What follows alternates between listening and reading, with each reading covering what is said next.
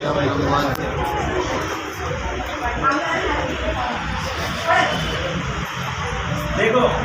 इसके ऊपर ना रेती होती है। क्या होती है?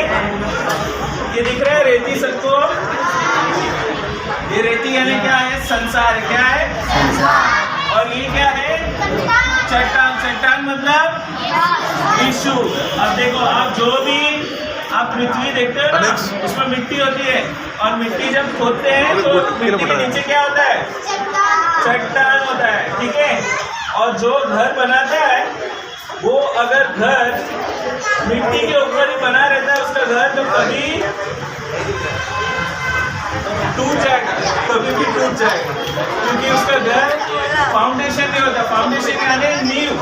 अब जो बुद्धिमान ने अपना घर बनाया उसका फाउंडेशन कैसा होता है? मिट्टी के अंदर जाकर चट्टान पर उसने अपनी नींव डाली। कहाँ डाली? हाँ, ठीक है। एक वचन पढ़ना पड़ेगा। अभी हमारे लिए अलेक्स भाई जो वचन पढ़ेंगे उसको गौर से सुनना। वो जैसे जैसे पढ़ेंगे हम वैसे वैसे एक्टिविटी करने वाले हैं। लूका का पुस्तक 6वां अध्याय 47 से पढ़ो। ठीक है। तो सबसे पहले बुद्धिमान का घर बनाएंगे। अब बुद्धिमान का घर ये दिख रहा है? कैसा है घर? अच्छा है। देखो, ये बुद्धिमान का घर दिख रहा है? ये ना बुद्धिमान दिख रहा है? वो खुश है ना? दिख रहा है? और इसने लिखा है यीशु मेरा चट्टान है। और ये क्या है? ये उसकी नींव है। यानी क्या है? फाउंडेशन। तो वो अपना फाउंडेशन कहाँ रखता है? खोद कर चट्टान तक उसका फाउंडेशन जाता है। अभी हम पढ़ेंगे 47 से। जो कोई मेरे पास आता है और मेरी बातें सुनकर उन्हें मानता है, मैं तुम्हें बताता हूँ कि वो किसके समान है। वो उस मनुष्य के। अब देखो, ये वचन में क्या कहते हैं यीशु कि जो कोई मेरे पास आता है हे प्रभु बोलता है, लेकिन मेरी बात को नहीं मानता, वो किस मनुष्य के समान है करके बताता है ना। तो जो भी परमेश्वर ने कहा था कि नियमों को पालन करो, तुम्हें घर बनाना है। घर किसको कहते हैं? बताओ, घर किसको कहते हैं? बोलो, हम परमेश्वर के मंदिर है, हम परमेश्वर के घर है। बताओ, ये घर किसका है? परमेश्वर का। मतलब बुद्धिमान का घर है, लेकिन ये घर किसको बोलते हैं? हमारी आत्मा, हमारा शरीर क्या है? परमेश्वर का घर है। तो हमारा घर किस पे बना हुआ होना चाहिए? मिट्टी पर? संसार पर? बोलो, किस पे बना होना चाहिए? चट्टान पर। तो अगर हमें चट्टान पर घर बनाना है तो उसके लिए क्या करना चाहिए? उसकी आज्ञाओं का पालन करना। जैसे जैसे हम अपने उसकी आज्ञाओं का पालन करेंगे, वैसे वैसे हमारा घर का जो नींव है ना, वो कहाँ जाता जाएगा? चट्टान पर। चट्टान कौन है? बोलो, यीशु। हाँ, अब उसका अगला वचन। वो उस मनुष्य के समान है जिसने घर बनाते समय भूमि गहरे खोदकर। उसने क्या किया? भूमि को गहरा खोदा। तो हम खोदेंगे। हाँ, बोलो। गहरी खोदकर चट्टान पर नींव डाली, और जब बाढ़ आई तो तारा उस घर पर लगी। तो देखो, ये सब उसने खोद के अपनी नींव कहाँ डाल दी? चट्टान पर, है ना। तो ये उसका घर बन गया है, और इसका घर एकदम अंदर गया है, और चट्टान पर उसने अपनी नींव डाली।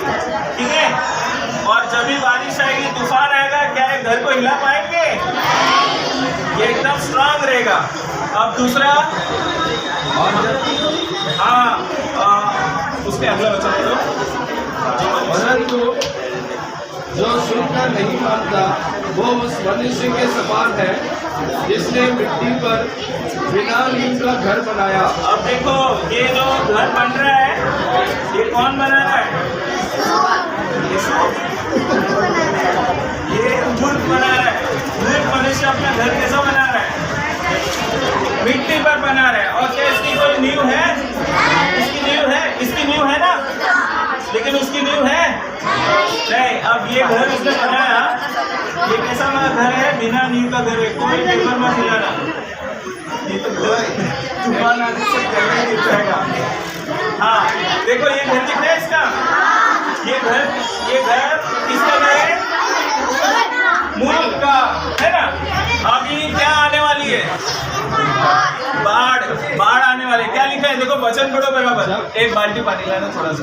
जब बाढ़ आई तो धारा उस घर पर लगी, परंतु उसे अब देखो बारिश आने वाली है, सब बोलो क्या आने वाली है?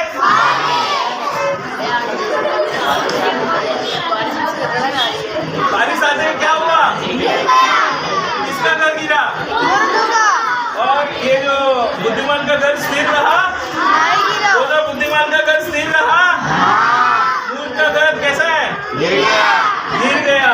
ठीक है, तो बताओ हमें अपना घर कहाँ बांधना चाहिए? चट्टान पर। अभी से सिर्फ बारिश है, तूफान आए, तूफान आएगा। अभी देखो तूफान के साथ है, हवा आती है ना।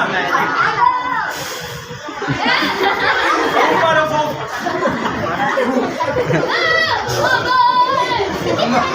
चलो ठीक है, तूफान आई। अब देखो बाढ़ आने वाली। क्या आने वाली है?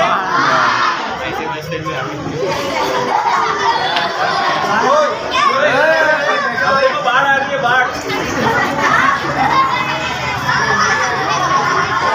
बताओ किसका घर स्थिर रहा? क्यों? क्योंकि उसके घर की नींव थी, और वो नींव कहाँ पर बनी थी? और उस चट्टान ने उसको पकड़े रहा, है ना।